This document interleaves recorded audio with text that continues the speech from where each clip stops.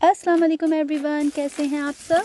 तो आज मेरे किचन में बनने जा रहे हैं ज़बरदस्त से मज़ेदार बिहारी कबाब। लेकिन ये बिहारी कबाब ऐसे वैसे बिहारी कबाब नहीं हैं, ये हैं ऑथेंटिक बिहारी कबाब, क्योंकि ये बन रहे हैं बिहारियों के किचन में और आप इस रेसिपी को सीखेंगे खालिस बिहारियों से। तो इसका मतलब है आज आप सीखेंगे कि असली और शुद्ध बिहारी कबाब कैसे बनाए जाते हैं। तो फाइनल रेसिपी की जानिब बढ़ने से पहले I would request you to please do like, comment and share and don't forget to subscribe my channel, click on bell icon ताकि आपको मेरी वीडियो सबसे पहले मिल सके। Let's start. तो ये है हमारा बिहारी कबाब का गोश्त जो कि तकरीबन 10 पाउंड्स है। इसको मैंने वॉश करके स्ट्रेनर पे रख दिया है। बिहारी कबाब के गोश्त को कटवाने की स्पेशल टेक्निक होती है जिसमें आपको दो बातों का ध्यान रखना है। एक तो जो गोश्त है वो बिल्कुल रूखा पीस हो, उसमें कोई चर्बी या वेन ना हो, और दूसरा ये है कि ये थिकनेस जो इसकी हो वो पसंदों से मोटी होनी चाहिए। पसंदों के जो पार्चे होते हैं वो बहुत थिन होते हैं, बहुत पतले होते हैं। हमें बिहारी कबाब के लिए तकरीबन 4 से 6 सेंटीमीटर की थिकनेस रखनी है। इसकी लंबाई 2 इंच हो, 4 इंच हो, लंबाई से कोई फ़र्क नहीं पड़ता, लेकिन जो इसकी थिकनेस है ये बिल्कुल भी पतली नहीं होनी चाहिए पसंदों की तरह। यूजुअली लोग पसंदों का गोश्त कटवा देते हैं बिहारी कबाब के लिए, जो कि बिल्कुल सही नहीं है। थिकनेस इसमें जो है थोड़ी सी मोटी हो ताकि ये सीखों पे अच्छी तरीके से ठहर जाएं। सबसे पहले करेंगे हम प्याज लाल, और इसके लिए मैंने तकरीबन 6 बड़ी प्याज़ों का इस्तेमाल किया है। इसको हमने बारीक काट लिया है और अब हम इसको करेंगे लाल। प्याज हमारी लाल होगी मस्टर्ड ऑयल में, यानी सरसों के तेल में। तो सरसों का जो तेल है वो बहुत अहम रोल प्ले करता है बिहारी कबाब बनाने में। तो हमारी प्याज हो रही है लाल और हमने इसको लाल किया है मस्टर्ड ऑयल में या सरसों के तेल में। तो प्याज हमारी हो गई है बिल्कुल रेडी। अब हम चलते हैं अपने मसालों की जानिब, जिसमें शामिल है लाल मिर्च पाउडर, या आप हस्बे ज़ायका डालेंगे। मैंने तकरीबन 2 से 4 बड़े खाने के चम्मच का इस्तेमाल किया है अपने 10 पाउंड गोश्त में। उसके बाद है कुटी हुई लाल मिर्च, ये भी हस्बे ज़ायका इस्तेमाल होगी। इसके बाद हम बनाएंगे एक गरम मसाला जो कि बहुत अहम इंग्रेडिएंट है बिहारी कबाब का, जिसमें शामिल है छोटी इलायची। छोटी इलायची मैंने तकरीबन 12 से 15 अदद या 10 से 12 अदद आप छोटी इलायची ले लें। 1 टीस्पून पीपली, ये भी गरम मसाला है जो आराम से मिल जाता है। 8 से 10 अदद बड़ी इलायची, तकरीबन 2 टेबल स्पून फुल ज़ीरा है, लेकिन इसको हम भून के पीस के डालेंगे, इसको हम गरम मसाले के साथ नहीं डालेंगे। 1 टुकड़ा जायफल का, 1 टीस्पून फुल लौंग, और 6 से 8 टुकड़े जवित्री के हैं। तो इसी तरह आप 6 से 8 फ्लेक्स जवित्री के ले लें, और तकरीबन 2 टीस्पून फुल काली मिर्च, और साथ में जाएंगे ये दालचीनी के टुकड़े, ये भी आप तकरीबन 6 से 8 अदद ले सकते हैं। तो इसमें हम शामिल करेंगे तकरीबन 4 से 6 टेबल स्पून फुल कच्चा पपीता, तकरीबन आधा किलो दही, 2 से ढाई कप मस्टर्ड ऑयल या सरसों का तेल, तकरीबन 4 से 6 फुल टेबल स्पून खसखस पाउडर के, और साथ में जाएगी हमारी ये फ्राइड अनियंस, जो कि तकरीबन 6 बड़े अनियन थे जिसको हमने मस्टर्ड ऑयल में फ्राई किया था। और साथ में जाएगा अदरक लहसुन का पेस्ट, ये भी तकरीबन 4 से 6 टेबल स्पून है, और ये अदरक और लहसुन को साथ मैंने मिला के पीस लिया था। तो जनाब ये हैं हमारे अहम मसाले जो जाएंगे हमारे बिहारी कबाब में। अब चलते हैं हम अपनी फ़ाइनल प्रिपरेशन की तरफ।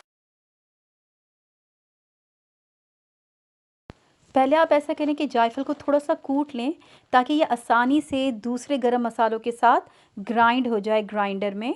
तो हमने ज़रा सा जायफल को 2 टुकड़े करके कूट लिया है, और अब हम इसको अपने दूसरे खड़े गरम मसालों के साथ ग्राइंडर में ग्राइंड कर लेंगे और एक पाउडर बना लेंगे।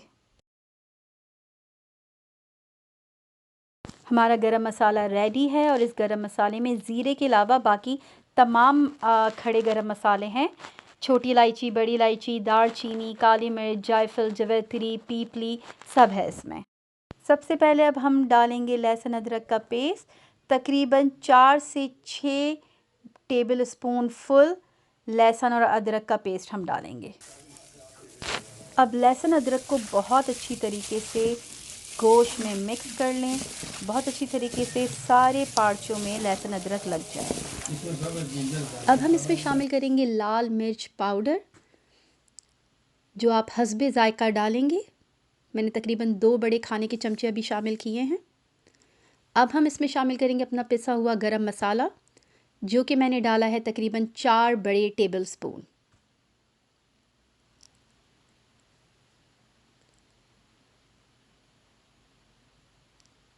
अब हम शामिल करेंगे कुटी हुई लाल मिर्च, ये भी आप हस्बे ज़ायका डालेंगे।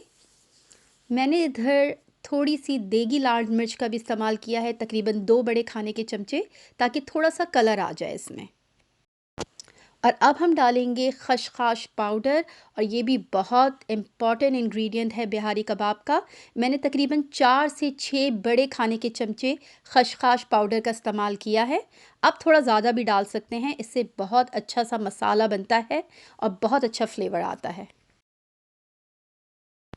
अब आप इसमें शामिल करें सरसों का तेल या मस्टर्ड ऑयल, और ये वही तेल है जिसमें हमने अपने प्याज को लाल किया था। तकरीबन 2 से ढाई कप मस्टर्ड ऑयल जाएगा।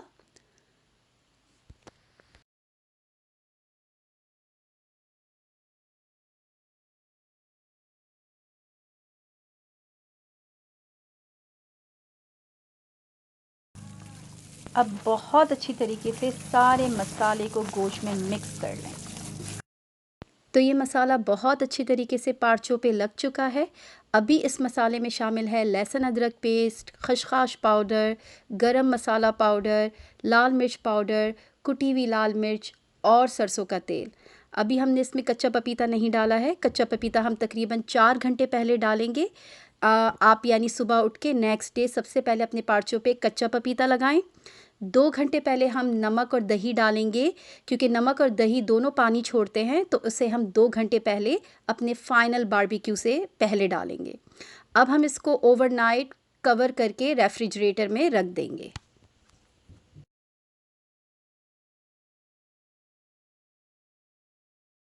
तो नेक्स्ट डे हम सबसे पहले शामिल करेंगे कच्चा पपीता। आप बारबेक्यू करने से तकरीबन 3 से 4 या 4 से 5 घंटे पहले कच्चे पपीते को ऐड करें गोश्त में। और ये तकरीबन 10 पाउंड गोश्त है, तो इसके लिए मैंने 4 से 6 फुल टेबल स्पून कच्चे पपीते का इस्तेमाल किया है। कच्चा पपीता क्योंकि गोश्त को गलाता है, तो ये बिहारी कबाब में बहुत अहम रोल प्ले करता है। अब हम इसको करेंगे अच्छी तरीके से मिक्स, ताकि कच्चा पपीता तमाम पार्चों पे बहुत अच्छी तरीके से लग जाए।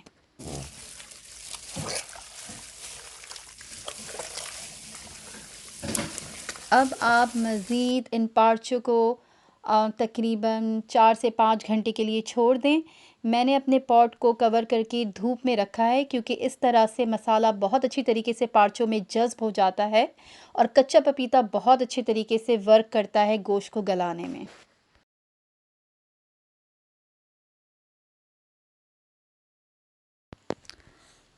तकरीबन 2 घंटे पहले हम दही और प्याज को शामिल करेंगे अपने पार्चों में। उसके लिए मैंने ये 1 पाव दही ली है, और इसको आधे पौन घंटे के लिए स्ट्रेनर में डाल के आपको रखना है, ताकि इसका सारा पानी निकल जाए। और जैसा कि आप देख रहे हैं, तकरीबन सारा पानी दही से निकल गया है। आप इसके लिए मलमल के कपड़े का भी इस्तेमाल कर सकते हैं। अब इस लाल हुई हुई प्याज को आप दही के साथ ब्लेंड करेंगे और एक स्मूथ सा पेस्ट बना लेंगे।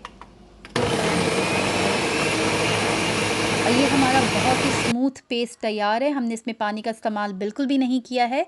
ये अब हम अपने पार्चों में लगाएंगे तकरीबन 2 घंटे पहले, बारबेक्यू करने से 2 घंटे पहले। अब ये दही और प्याज का पेस्ट जाएगा हमारे पार्चों में।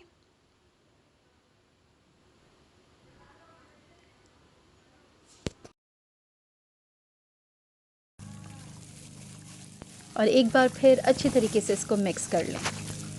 और इस स्टेज पे अपना मसाला ज़रूर चख लें, क्योंकि दही और प्याज शामिल करने के बाद मसाले में थोड़ी कमी हो जाती है, तो आप इसमें एक्स्ट्रा लाल मिर्च पाउडर, कुटी हुई लाल मिर्च डाल सकते हैं।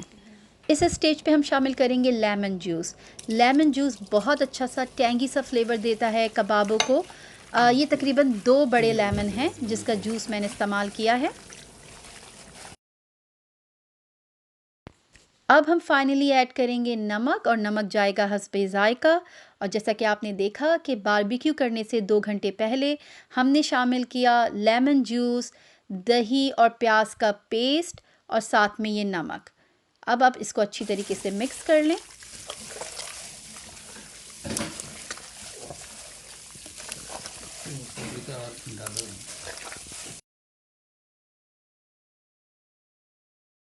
अब इस स्टेज पे हम शामिल करेंगे भुना हुआ पिसा हुआ ज़ीरा। तो ये वही ज़ीरा है जिसको हमने गरम मसाले में शामिल नहीं किया था।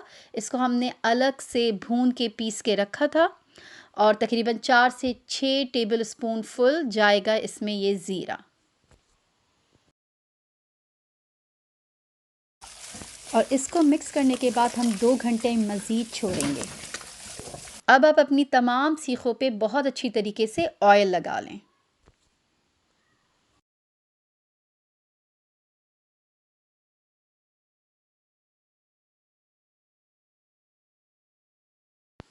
अब आती है बारी सीखों में पार्चों को पिरोने की।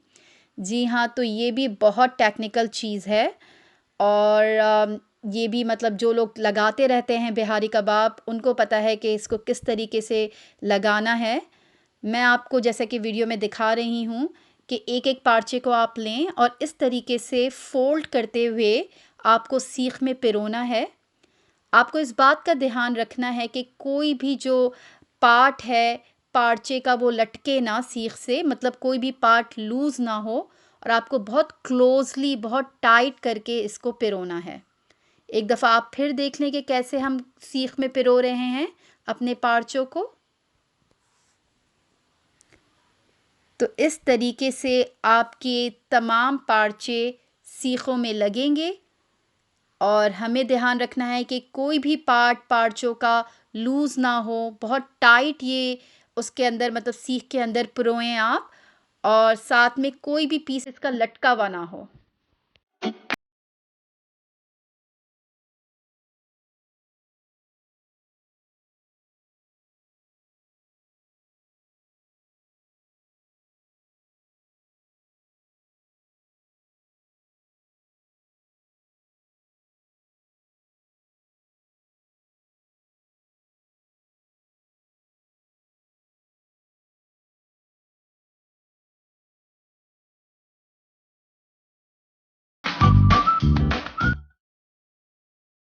ये है हमारी परफेक्ट बिहारी कबाब की सीख।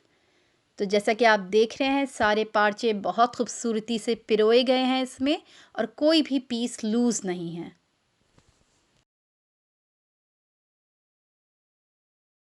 अब आप बहुत अच्छे तरीके से अपने कोयलों को दहका लें।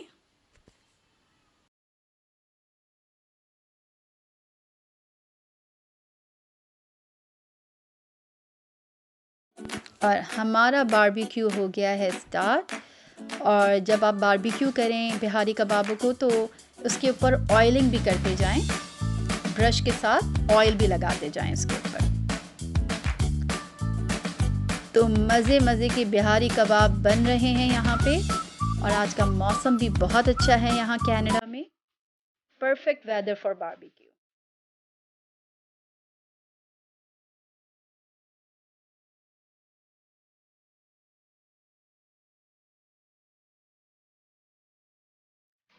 तो जनाब हमारा मज़ेदार गर्मा गर्म बिहारी कबाब है रेडी। और ये देखें ये कैसे मज़े से सीखों से उतर रहा है, और कितना परफेक्ट लग रहा है।